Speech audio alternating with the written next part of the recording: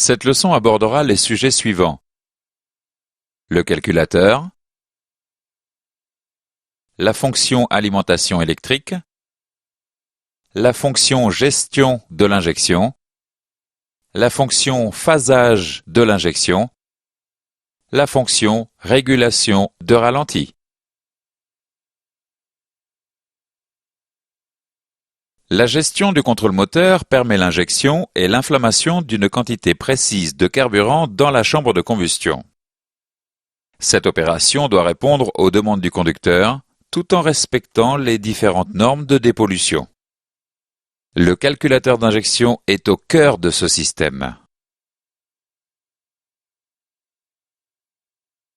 Le calculateur d'injection est relié à de nombreux composants.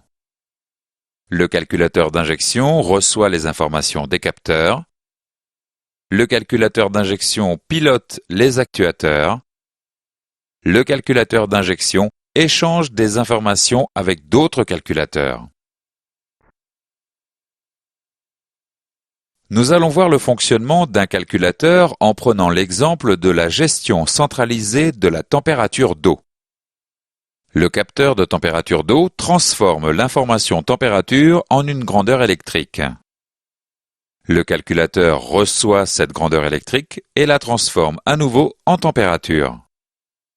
Le calculateur compare alors cette température aux valeurs de consigne qu'il possède en mémoire. Si la température dépasse la valeur de consigne, alors le calculateur actionne le groupe motoventilateur de refroidissement. La commande des actuateurs peut se faire directement, par l'intermédiaire d'un relais ou par l'intermédiaire d'un boîtier interconnexion tel que l'unité de protection et de commutation. Le calculateur d'injection est capable de diagnostiquer des défauts électriques sur les circuits des composants qui lui sont attachés. Dans le cas d'un défaut, le calculateur allume différents voyants d'alerte selon la gravité du défaut. Le calculateur peut utiliser des stratégies dégradées pour compenser le défaut. Les défauts présents ou mémorisés peuvent être consultés à l'aide de l'outil de diagnostic. L'outil de diagnostic permet également la visualisation des états et paramètres ou le contrôle des actuateurs par l'intermédiaire du mode commande. Reportez-vous à la documentation technique pour tout diagnostic du système d'injection. Sur les véhicules récents, les calculateurs d'injection peuvent nécessiter une programmation. La programmation est réalisée lors de l'installation d'un nouveau calculateur. La reprogrammation d'un calculateur permet de résoudre un problème identifié ou d'effectuer une mise à jour du logiciel. D'autre part, lors de l'installation d'un calculateur neuf, il est nécessaire d'effectuer un certain nombre d'apprentissages, tels que l'apprentissage du code antidémarrage. L'apprentissage du code antidémarrage étant définitif, il est interdit de réaliser des essais avec des calculateurs d'injection empruntés au magasin et devant être restitués. Faisons maintenant un exercice avant de continuer. Quelle opération permet d'effectuer une mise à jour du logiciel du calculateur d'injection?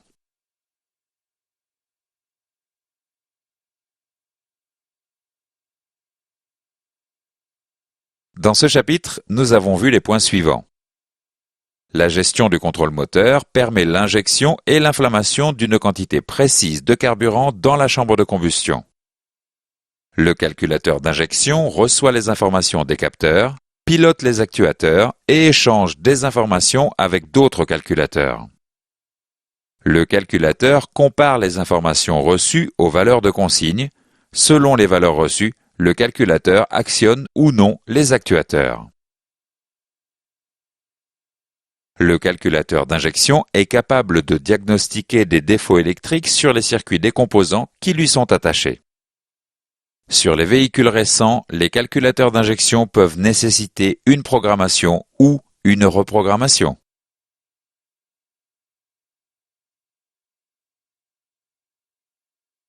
La fonction alimentation électrique permet d'alimenter en puissance le calculateur et certains actuateurs lors de la mise du contact. Cette fonction utilise les éléments suivants. L'information plus après contact et le relais d'alimentation électrique. Vous pouvez déplacer le curseur de la souris sur les éléments pour les identifier.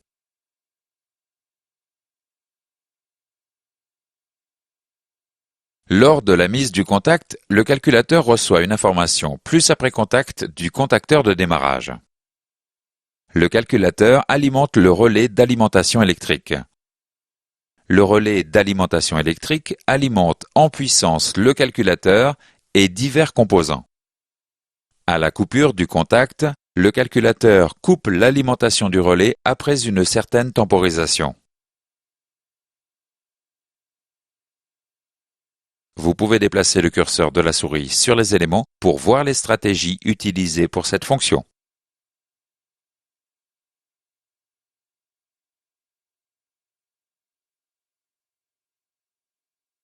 Il n'existe pas de stratégie de mode dégradé pour la fonction alimentation électrique. Si l'information plus après contact ne parvient pas au calculateur, le relais d'alimentation électrique n'est pas alimenté. Vous pouvez déplacer le curseur de la souris sur les éléments pour voir les stratégies de mode dégradé.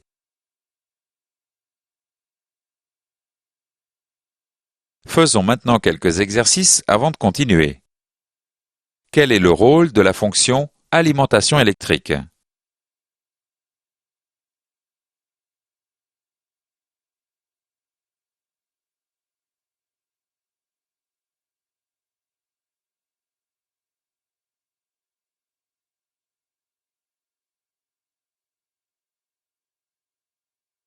Quel élément provoque la fermeture du relais d'alimentation électrique par le calculateur?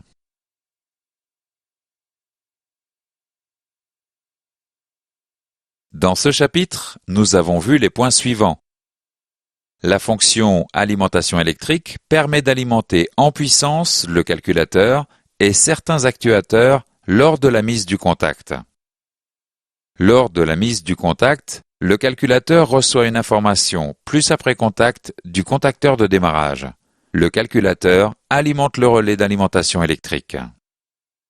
Si l'information plus après contact ne parvient pas au calculateur, le relais d'alimentation électrique n'est pas alimenté. La fonction gestion de l'injection permet de contrôler le débit et l'avance à l'injection. Cette fonction utilise les éléments suivants: le capteur volant-moteur, le capteur de position de la pédale d'accélérateur et les injecteurs. Vous pouvez déplacer le curseur de la souris sur les éléments pour les identifier.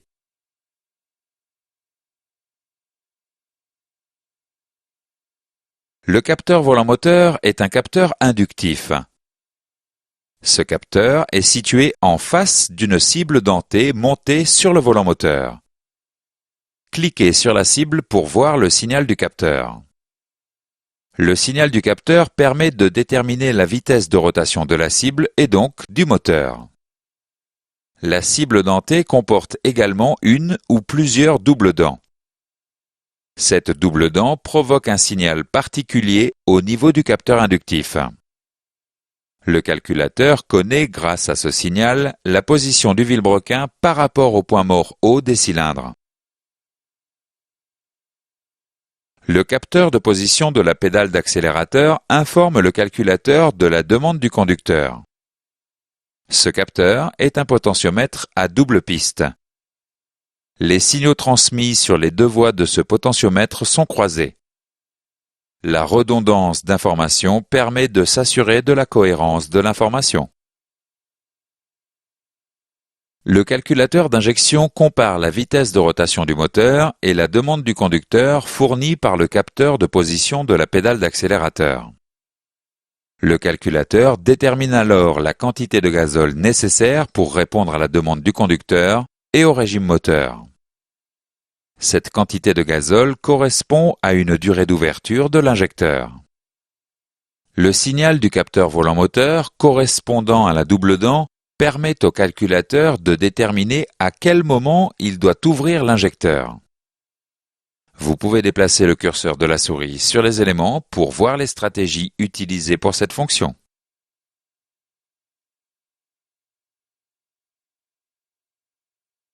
La durée d'ouverture des injecteurs est corrigée en fonction des paramètres suivants: la température du gazole, la température d'eau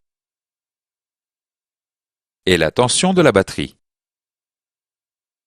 La viscosité de carburant diminue avec la température.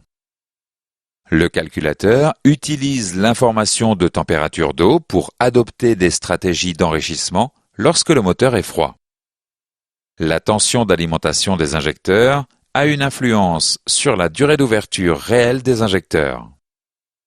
Vous pouvez déplacer le curseur de la souris sur les éléments pour voir les stratégies utilisées pour cette fonction.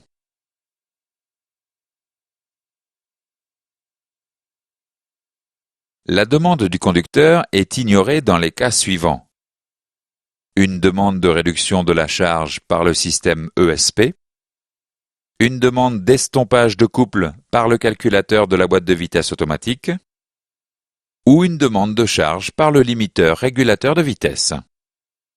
La fonction limiteur régulateur de vitesse est intégrée dans le calculateur d'injection. Vous pouvez déplacer le curseur de la souris sur les éléments pour voir les stratégies utilisées pour cette fonction.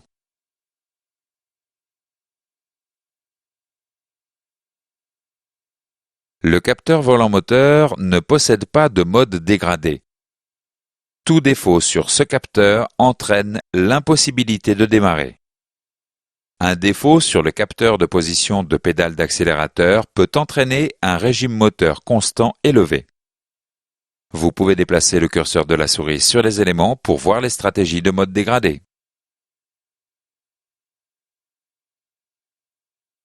Certains systèmes utilisent un accéléromètre. L'accéléromètre est un capteur de type piézoélectrique implanté sur le bloc moteur. Ce capteur détecte le moment réel de la pré-injection. Cette information permet au calculateur de recaler la pré-injection en fonction de l'usure des éléments du système d'injection et du moteur. L'accéléromètre permet de maintenir le niveau de performance du système dans le temps. Faisons maintenant quelques exercices avant de continuer. Dans quel cas la demande du conducteur est-elle ignorée?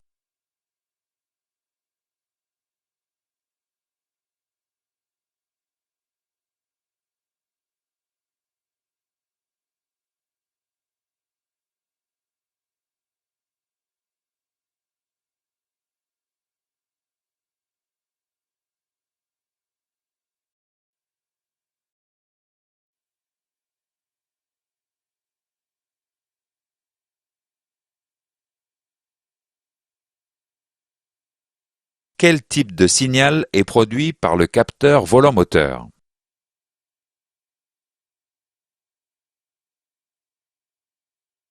Dans ce chapitre, nous avons vu les points suivants.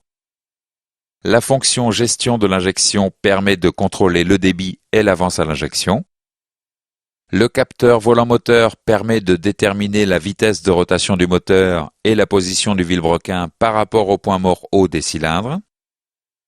Le capteur de position de la pédale d'accélérateur est un potentiomètre à double piste. Le calculateur détermine la quantité de gazole nécessaire pour répondre à la demande du conducteur et au régime moteur. La durée d'ouverture des injecteurs est corrigée en fonction de différents paramètres. La demande du conducteur est ignorée dans certains cas. Le capteur volant-moteur ne possède pas de mode dégradé. Tout défaut sur ce capteur entraîne l'impossibilité de démarrer. L'accéléromètre permet au calculateur de recaler la pré-injection en fonction de l'usure des éléments du système d'injection et du moteur. La fonction phasage de l'injection permet de piloter les injecteurs de manière séquentielle. Cette fonction utilise les éléments suivants: le capteur volant-moteur, le capteur de repérage cylindre et les injecteurs. Vous pouvez déplacer le curseur de la souris sur les éléments pour les identifier. Il existe deux types de capteurs de repérage cylindre. Cliquez sur le capteur à effet Hall. Le capteur à effet Hall transmet un signal carré correspondant à la forme de la cible. La cible peut comporter un ou plusieurs bossages. Cliquez sur le capteur inductif. Le capteur inductif transmet un signal correspondant à la forme de la cible. La cible comporte plusieurs dents. Dans les deux cas, la cible est solidaire de l'arbre à cames. Le signal transmis par le capteur volant-moteur permet de déterminer le point mort haut du cylindre numéro 1. Dans cette position, le cylindre numéro 1 peut être en début d'admission ou en fin de compression. Le signal du capteur de repérage cylindre permet de distinguer ces deux positions. Le calculateur peut donc piloter l'injecteur au bon moment et de manière séquentielle. Vous pouvez déplacer le curseur de la souris sur les éléments pour voir les stratégies utilisées pour cette fonction.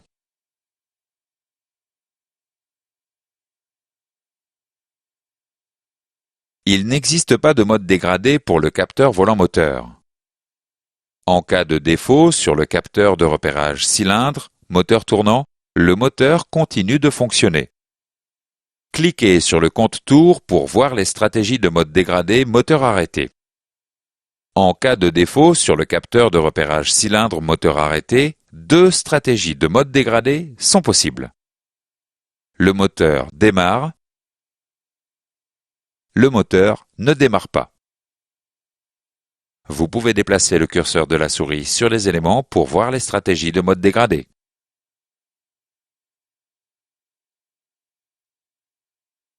Faisons maintenant quelques exercices avant de continuer.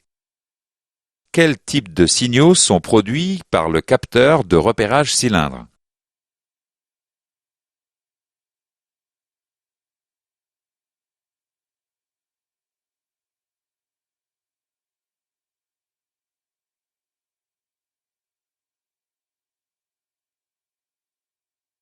Que se passe-t-il en cas de défaut sur le capteur de repérage cylindre moteur tournant?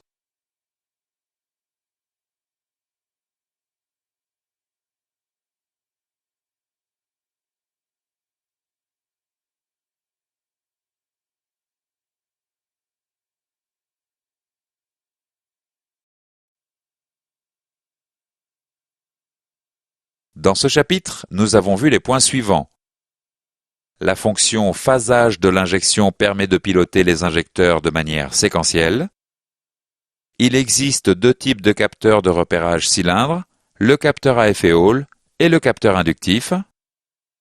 Les signaux transmis par le capteur volant-moteur et le capteur de repérage cylindre permettent de déterminer la position exacte des cylindres. Les stratégies de mode dégradé sont différentes si le moteur est arrêté ou tournant. La fonction régulation de ralenti permet de moduler le débit de gazole nécessaire au maintien du régime de ralenti. Cette fonction utilise les éléments suivants: le capteur volant-moteur, le capteur de position de la pédale d'accélérateur, le capteur de température d'eau et les injecteurs. Vous pouvez déplacer le curseur de la souris sur les éléments pour les identifier. La régulation de ralenti est effective lorsque le calculateur reçoit l'information pied levé. Cette information vient du capteur de la pédale d'accélérateur. Le capteur de position de pédale d'accélérateur transmet l'information pied levé au calculateur d'injection. La régulation de ralenti devient active. Le calculateur injecte une certaine quantité de gazole afin de maintenir le régime moteur. Le calculateur compare le régime moteur venant du capteur volant-moteur au régime de consigne. Le calculateur ajuste la quantité de gazole injectée pour obtenir le régime de consigne. La température de l'eau influence le régime de consigne. Le ralenti est accéléré quand le moteur est froid. Vous pouvez déplacer le curseur de la souris sur les éléments pour voir les stratégies utilisées pour cette fonction. D'autres paramètres peuvent influencer le régime de consigne de ralenti. Sur certains systèmes, lorsque la tension de la batterie est faible, le ralenti est accéléré pour augmenter la charge de l'alternateur. Le régime de ralenti est également augmenté afin d'éviter un calage du moteur dans les cas suivants: une pression de direction assistée importante, l'enclenchement d'une vitesse sur un véhicule équipé d'une boîte de vitesse automatique, ou l'enclenchement du compresseur de climatisation. Vous pouvez déplacer le curseur de la souris sur les éléments pour voir les stratégies utilisées pour cette fonction. En cas de défaut sur le capteur de position de la pédale d'accélérateur, le calculateur d'injection impose un régime moteur constant élevé. En cas d'erreur de codage lors de la calibration des injecteurs, le régime de ralenti est plus élevé. Un défaut sur le capteur de température d'eau peut entraîner un régime de consigne inadapté. Vous pouvez déplacer le curseur de la souris sur les éléments pour voir les stratégies de mode dégradé. Faisons maintenant un exercice avant de continuer. Quelle est la disposition de ces éléments dans la fonction régulation de ralenti?